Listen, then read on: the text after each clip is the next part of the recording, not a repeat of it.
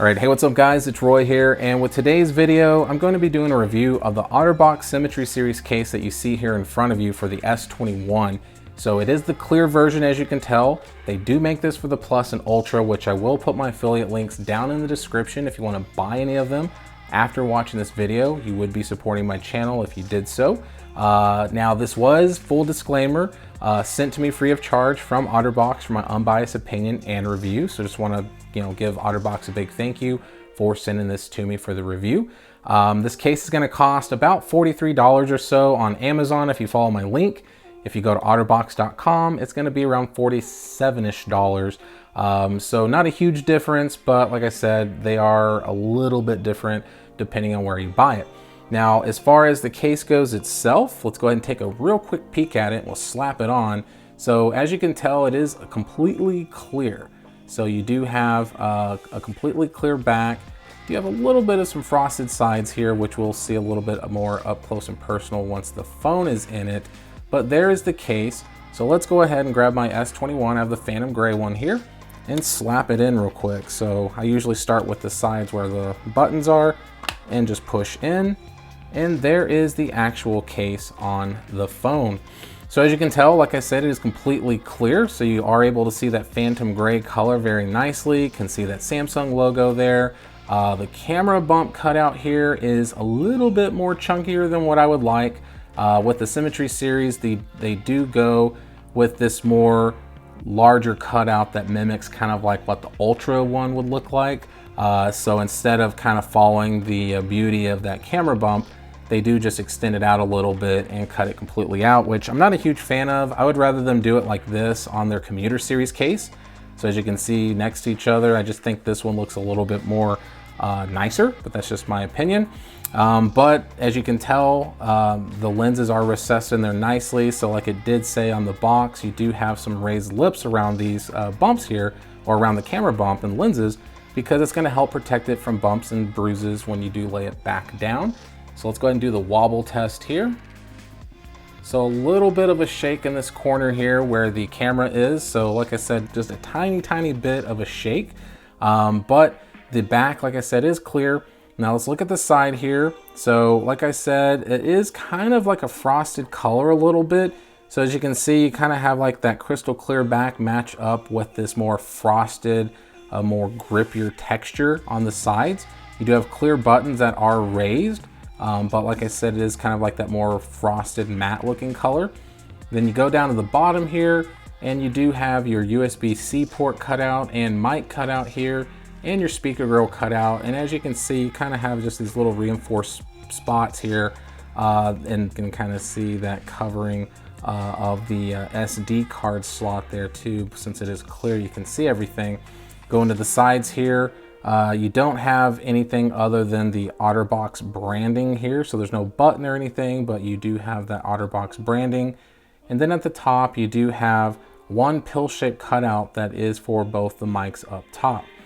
On the front of the phone, as you can see, it is completely clear, so you are able to see that it is a clear case staring at it.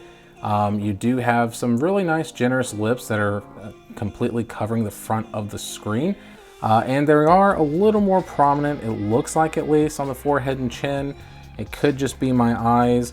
Maybe comment down below and let me know what you think, but I think it is a little more raised here and not so much on the sides, but the whole phone front is covered, so if you do put it face down on any table, it's not going to get any scratches.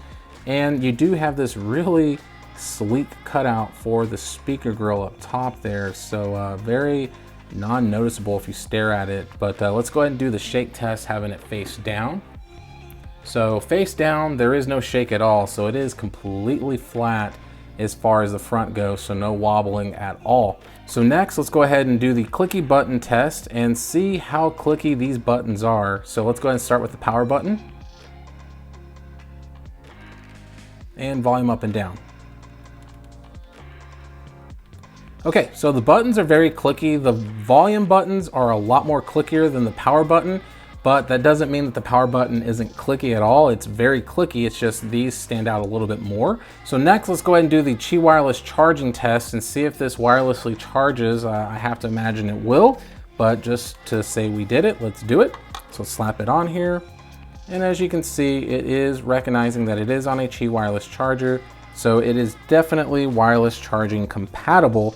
And then next, what we're gonna do is do the wireless power share test. So let me go ahead and flip it over and get this turned on. Go to the settings, go down to battery and device care, go to battery, click wireless power sharing and turn that on. And what I'm gonna do is flip the phone over, and I have my Pixel 4 here, and I'm just gonna lay it on here.